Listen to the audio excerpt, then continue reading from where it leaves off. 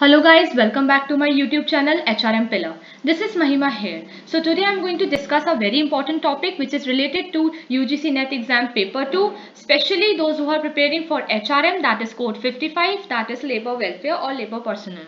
So the topic that I'm going to discuss today is job evaluation and its methods. So the job evaluation is divided into two methods, quantitative and qualitative. So I'm going to discuss that. So guys ये जो topic है बहुत ही ज़्यादा important है and ये job evaluation के अंदर include होता है उसके methods. So today I am going to discuss that. So उससे पहले before starting the video please like my channel, share my channel and subscribe it as well. So let's get started.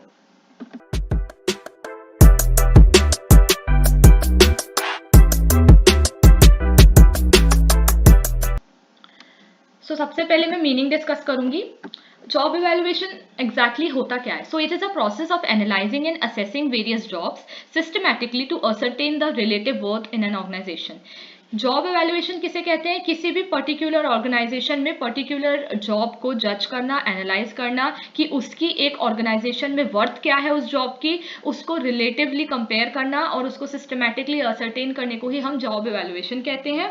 और अगर हम दूसरे definition में इसको कहें तो it is an assessment of relative worth of various jobs on the basis of a consistent set of jobs and the personal factors like qualification, skills required etcetera. कि क्या क्या एक जॉब को करने के लिए क्वालिफिकेशन चाहिए होती है, क्या क्या स्किल्स रिक्वायर्ड होते हैं, उसकी रिलेटिव वर्थ को पता लगाना ही जॉब इवैल्यूएशन के अंदर आता है. सो ऑब्जेक्टिव क्या होता है जॉब इवैल्यूएशन का, हम करते क्यों हैं? तो सबसे पहला है इसका जो ऑब्जेक्टिव वो है कि to determine which job should get pay more than others. तो अगर हम इसमें बाइफिकेट कर देंगे जॉब्स को उनके रिलेटिव वर्थ के अकॉर्डिंग किसी ऑर्गेनाइजेशन में, तो we can easily assess that कौन सी जॉब कितनी ज़्यादा इंपॉर्टेंट है दूसरी जॉब से एंड किसको ज़्यादा पे मिलना चाहिए, किस जॉब वाले एम्प्लॉय को ज़्यादा पे मिलना चाहिए as compare to others, and उसके पीछे एक वैलिड रीजन भी दिया जाएगा. The systematic evaluation of job and fixation of wages on that basis helps in solving the wage controversies. जितनी भी ऑर्गेनाइजेशन में वेज कॉन्ट्रोवर्सीज होती हैं, अगर हम जॉब इवैल्यूएशन को सिस्टमैटिकली असेस करें और एनालाइज करें तो वो हमारी वेज कॉन्ट्रोवर्सीज को सॉल्व करने में बहुत हेल्प करेगी. साथ ही साथ अगर हम किसी की जॉब के इवैल्यूएशन के साथ उसकी वेजेस को फिक्स कर देंगे, that would be more helpful to the employee as well. It aims at removing the subjectiveness, that is biasness from the fixation of wages and introduces the objectiveness and simplify the union management negotiation. अब जितनी भी union management की negotiation होती है related to wages, जिसकी वजह से wages act भी बना हुआ है, तो ये क्या होता है कि उसमें से बायसनेस हट जाती है अगर हम जॉब इवैल्यूएट करते हैं ढंग से, फिक्सेशन ऑफ वेजेस हो जाती है एंड एक ऑब्जेक्टिविटी आ जाती है वेजेस में कि हाँ इस डिपार्टमेंट के इस पोजीशन के इस एम्प्लॉय को इतनी मिल रही है तो ये इक्वल मिलनी चाहिए, या उससे ऊपर है तो उतनी मिलनी चाहिए as per the qualification and skill set. ठीक है. Then it aims at conducting wage surveys and comparing wage systems with other concerns. तो ये एक और ऑब्जेक्टिव क्या होता है जॉब इवैल्यूएशन का कि ये वेज सर्वेज कंडक्ट कराता है और अलग अलग वेज सिस्टम्स को कंपेयर कराता है ऑर्गेनाइजेशन में कि क्या कितना अच्छा मेथड कौन सा है. तो ये थे ऑब्जेक्टिव्स. एडवांटेजेस भी होते हैं कुछ. पहला आता है reduction in inequality in the salary structure. जैसे कि मैंने ऑब्जेक्टिव्स में भी आपको समझाया कि एक सैलरी का स्ट्रक्चर बन जाता है, एक जैसे कि एक ऑर्गेनाइजेशन में स्ट्रक्चर होता है वैसे ही सैलरी का स्ट्रक्चर बन जाएगा कि किस किस लेवल के जो एम्प्लॉय है या बैच का एम्प्लॉय है उसको कितनी सैलरी मिल रही है और उसका एक वैलिड रीजन और वैलिड बेस फिक्सेशन हो जाएगा. Then comes to the specialization part. Specialization हो जाती है कि डिफरेंट डिफरेंट स्पेशलाइजेशन की डिफरेंट डिफरेंट जो हम पेज फिक्स कर देते हैं और जॉब इवैल्यूएट करते हैं. जॉब इवैल्यूएशन के साथ साथ हमको ये भी आसानी होती है कि हम एम्प्लॉयज को अच्छे से सेलेक्ट भी कर पाते हैं सिलेक्शन के टाइम पर. And it helps in maintaining harmonious relationships. Harmonious relationship आप बना सकते हो बिटवीन एम्प्लॉयर एंड एम्प्लॉय. अगर एम्प्लॉय खुश होगा तो उनके बीच में जो रिलेशनशिप होगा वो बहुत ही स्मूथ चलेगा एंड काम भी अच्छे से प्रोडक्टिव होगा. स्टैंडर्डाइजेशन की बात हो जाती है ना कि कस्टमाइजेशन की, क्योंकि एक स्टैंडर्ड फिक्स कर देते हैं जैसे कि वेज फिक्सेशन भी आपने पढ़ा होगा वेजेस एक्ट में. तो एक स्टैंडर्ड वेज फिक्स्ड हो गई है अगर इस डिपार्टमेंट का है या इस लेवल के एम्प्लॉय है या इस बैच का एम्प्लॉय है.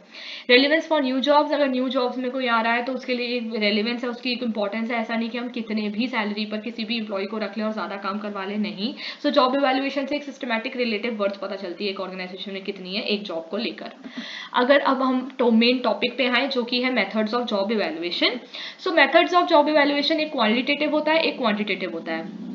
Qualitative and quantitative are further subdivided into two parts, that is job ranking method, job classification method और grading method भी कहते हैं. Quantitative में आता है factor comparison और point rating method. Okay? तो इससे क्वेश्चंस काफी ज्यादा बनते हैं यूजीसी नेट एग्जाम में। सबसे पहले हम आ जाते हैं क्वालिटेटिव मेथड्स पे। क्वालिटेटिव मेथड्स में जैसे कि अभी हमने डायग्राम में डिस्कस किया, सबसे पहला है job ranking. Job ranking method सबसे ओल्डेस्ट एंड सबसे सिंपलेस्ट मेथड है जॉब इवैल्यूएशन का। जनरली हम इसे तब यूज करते हैं जब जो हमारे स्मॉलर यूनिट्स होती हैं, जैसे कि जो स्मॉलर ऑर्गेनाइजेशन होती है जहाँ कम लोग होते हैं और जॉब रेटर्स को अपनी जॉब बहुत अच्छे से पता होती है। इस टेक्निक में हम क्या यूज करते हैं, रैंकिंग करी जाती है कि whole job rather than number of the compensable efforts को छोड़कर पूरी जॉब की, पूरी होल जॉब की रैंकिंग की जाती है इस टेक्निक में। मतलब कि आप जॉब को रैंक कर देते हो कि सबसे ऊपर ये जॉब आती है, then this and then so on. ठीक है, एडवांटेजेस क्या होते हैं इस जॉब के? सिंपल होता है क्योंकि हम बहुत इजीली रैंक कर लेते हैं, इजी मेथड है, टाइम कंज्यूम कम होता है और suitable for smaller concern units like smaller organisations. Disadvantage क्या है, इसमें कोई भी साइंटिफिक अप्रोच अप्लाई नहीं हो रही है, हम simply as it is job को रैंक कर देते हैं, कोई फेयर जजमेंट नहीं होती है। कभी कभी हम क्या करते हैं कि हम किसी जॉब को रैंक ज्यादा कर देते हैं as compare to different job, तो हमारे से कभी कभी गलती हो सकती है जजमेंट लेने के लिए। और जहाँ बहुत ही बड़ी ऑर्गेनाइजेशन है, जहाँ बहुत लोग काम करते हैं, बहुत ज्यादा स्पेशलाइजेशन हैं, डिपार्टमेंट्स हैं, काफी डिसेंट्रलाइजेशन का वहाँ पे माहौल है, तो वहाँ पे हम ऐसे रैंक नहीं कर सकते जॉब्स को, क्योंकि जॉब्स के अंदर ही इतनी ज्यादा जॉब्स होते हैं, डिपार्टमेंट्स में इतने सारे सब जॉब्स होते हैं, तो we can't rank them. So ये तब आप नहीं यूज कर सकते, this is only used for smaller concern. Then comes the second part, that is job classification और ग्रेडिंग मेथड। ये भी हमारा क्वालिटेटिव में आता है, क्योंकि जब हम रैंक करते हैं किसी भी जॉब को तो हम उसके क्वालिटी के बेसिस पे रैंक कर रहे हैं, यहाँ पे न्यूमरिक फॉर्म में कुछ भी यूज नहीं हो रहा है, that's why it comes in qualitative. Second method है जॉब क्लासिफिकेशन, जिसको हम ग्रेडिंग मेथड भी बोलते हैं। This method is one step further than the first method. इसका मतलब है कि जॉब रैंकिंग से थोड़ा सा अच्छा इंप्रूवमेंट मेथड है ये, जो कि ग्रेडिंग मेथड है। इसके अंदर क्या होता है कि सारी जॉब्स को हम रिव्यू करते हैं, इवेल्युएट करते हैं, असेस करते हैं और फिर उसके बाद उनको डिफरेंट डिफरेंट क्लासेस और डिफरेंट डिफरेंट ग्रेड्स में प्लेस कर देते हैं। The classification job evaluation system is most commonly found in PSUs. PSUs मतलब पब्लिक सेक्टर अंडरटेकिंग्स में सबसे ज्यादा ये वाला जॉब सिस्टम इवेल्युएशन यूज होता है। सेपरेट क्लासेस में क्या क्या क्लासेस आ सकते हैं, जैसे कि ऑफिस हो गया, office jobs, clerical jobs, managerial jobs, personal jobs, in classes और इन ग्रेड्स में हमने उनको सेपरेट कर दिया। इसके बाद हम क्या करेंगे, it assigns each job to a particular grade. जैसे कि ये मैंने आपको बता दिया, पहले हमने असेस कर लिए कि क्या क्या ग्रेड्स हो सकते हैं, उसके बाद सारे जॉब्स को हम उन्हीं ग्रेड्स में डिवाइड कर देंगे और उन्हीं क्लास में डिवाइड कर देंगे। तो एटलीस्ट इसमें हमने थोड़ी साइंटिफिक अप्रोच तो लगाई एज कम्पेयर टू पिछला वाला, जिसमें हमने सिर्फ बिना सोचे समझे रैंक कर दिया था जॉब्स को। इसमें एडवांटेजेस क्या है, it is accurate, it is easy to understand because we know कि हमें पर्टिकुलर ग्रेड और पर्टिकुलर क्लास पर हमें डिवाइड कर देना है। सूटेबिलिटी है इसकी, एक्सेप्टेबल वेज क्राइटेरिया है, new jobs adjustment and their ranking. New jobs जो होती हैं वो बहुत जल्दी एडजस्ट हो जाती है और उनको हम इसमें रैंक करके ग्रेड कर सकते हैं, तो ये इजी है।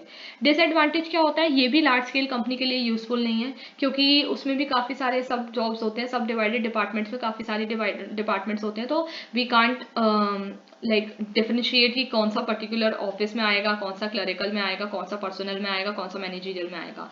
So it is very not suitable, then it is a difficult task, then judgement can lead to incorrect result. ऐसा काफ़ी बार हो सकता है कि कुछ को हम किसी में डाल दें जबकि वो उस ग्रेड में या उस क्लास में आना ही नहीं था उस जॉब को, और गलती से उसका गलत इवेल्युएशन हो जाए, तो this can also be done due to our judgement. So ये था सेकेंड। थर्ड, अब हम पढ़ेंगे फैक्टर कंपैरिजन, जो कि आता है क्वांटिटेटिव। तो ये हमारा सेकंड मोटा मोटा अगर हम देखें सब डिवाइडेड जो था क्वांटिटेटिव पार्ट, ये अब हम क्वांटिटेटिव मेथड्स पढ़ेंगे जॉब इवैल्यूएशन के। तो क्वांटिटेटिव मेथड में सबसे पहला है factor comparison method. Factor comparison method जो है वो कॉम्बिनेशन होता है पॉइंट सिस्टम और रैंकिंग सिस्टम का। ये मेथड जो है ज्यादा सिस्टमैटिक है, ज्यादा साइंटिफिक मेथड है, क्योंकि अब हम क्वांटिटेटिव में आ गए, तो everything which is done in the form of numeric terms, that is in the form of numbers, that is more scientific and more systematic as compared to the qualitative. Okay, so under this job, jobs are evaluated by some standards. अभी standards होते क्या हैं, instead of ranking the completed job, each job is ranked according to the series of factor. पूरी job को एक साथ rank करने की बजाय हम उस जॉब में ही डिफरेंट डिफरेंट क्वालिटीज ला देते हैं और उनके बेसिस पे उसको रैंक करते हैं। फिर हम फैक्टर्स को यूज करते हैं उस जॉब को कंपेयर करने के लिए, और ये फैक्टर्स क्या हो सकते हैं, ये हो सकता है कि कितना मेंटल रिक्वायरमेंट लग रहा है एक एम्प्लॉय का, कितनी स्किल लग रही है, फिजिकल रिक्वायरमेंट कितनी है, रिस्पॉन्सिबिलिटीज क्या है, वर्किंग कंडीशंस क्या है, and so on. In parameters के बेसिस पे हम उन सब जॉब्स को रैंक कर देते हैं और फिर हम रैंकिंग निकालते हैं। और फिर हम इन्हें पॉइंट करते हैं। तो ये है फैक्टर कंपैरिजन मेथड। इसका एडवांटेज क्या है? This is more systematic comparison than non analytical methods, जैसे कि मैंने आपको पहले भी बताया। इसका जो रिजल्ट होगा वो एक्यूरेट इवैल्यूएशन होगा, बहुत ज़्यादा ये फ्लेक्सिबल है, बहुत ही ज़्यादा लॉजिकल है, और इसमें ओवरलैपिंग कभी नहीं होगी, क्योंकि हम ऑलरेडी देखिए जैसे कि हमने इनको डिफरेंट डिफरेंट पैरामीटर्स में डाल दिया, तो आपकी ओवरलैपिंग कभी नहीं हो सकती। डिसएडवांटेज ये हो सकता है कि कॉम्प्लिकेटेड हो सकता है। अब जैसे ये देखिए, इसमें ये मैंने 5-6 फैक्टर्स लिखे, तो कभी कभी आपको भी नहीं समझ में आएगा कि कौन सी जॉब में कौन सा फैक्टर ज़्यादा रैंक कर रहा है, तो आपको कभी कभी ये कॉम्प्लिकेटेड लगेगा, साथ ही साथ आपको कॉस्टली भी लगेगा। एक्सपेंसेस ज़्यादा इसलिए आ जाते हैं क्योंकि हमको एक्सपर्ट्स अपॉइंट करने पड़ते हैं, और कुछ कभी कभी ये हो जाता है कि अगर हम वेजेस यूज़ करते हैं न्यूमरिक टर्म्स के लिए, तो वो एरर्स भी क्रिएट कर सकती हैं, तो थोड़ा कॉम्प्लिकेटेड एंड एक्सपेंसिव है।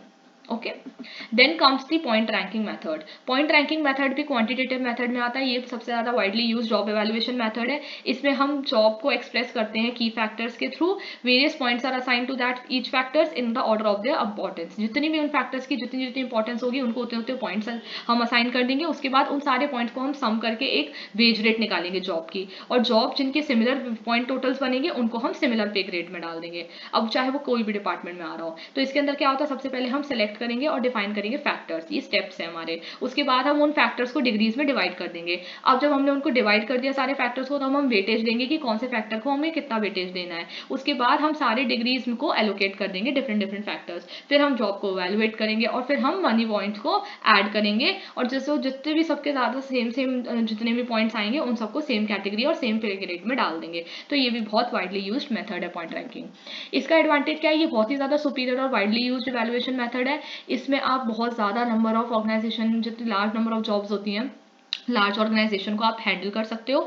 एक बार अगर आपकी स्किल डेवलप हो गई तो आप उसको हमेशा यूज कर सकते हो लॉन्ग पीरियड ऑफ टाइम के लिए। डिसएडवांटेज ये होगा कि एक बार बनाने में आपको कॉम्प्लेक्स लगेगा और बहुत कॉस्टली है। कभी कभी वाइड फ्लक्चुएशंस आ जाते हैं फैक्टर्स में, कि कुछ फैक्टर्स किसी जॉब के लिए यूज हो रहे हैं कि नहीं हो रहे हैं, क्योंकि चेंज ऑफ टेक्नोलॉजी आ जाता है, वैल्यू ऑफ एम्प्लॉयज चेंज हो जाती है, काफी सारे एक्सटर्नल फैक्टर्स आ जाते हैं, जिसकी वजह से फैक्टर्स में खुद ही फ्लक्चुएशंस हो सकती हैं। तो ये डिसएडवांटेजेस हो सकते हैं। Okay, so thank you so much guys for watching this video. I hope आपको ये जो जॉब एवेल्युएशन के ऊपर मैंने वीडियो बनाई आपको पसंद आई होगी। मैंने इसके अंदर सारा जॉब एवेल्युएशन कवर कर दिया है, चाहे वो डेफिनेशन ही क्यों ना हो, या फिर इंपॉर्टेंस क्यों ना हो, या फिर सारे डिफरेंट डिफरेंट मेथड्स को एग्जाम्पल के थ्रू समझाने की कोशिश की है। क्वान्टिटेटिव एंड क्वालिटेटिव जो जॉब एवेल्युएशन है उसके ऊपर सबसे ज़्यादा क्वेश्चन आते हैं इस यूनिट में से, तो आप अच्छे से इनको बाइफरकेट करके समझ लीजिए चारों मेथड्स को, आपको ईजी पड़ेगा।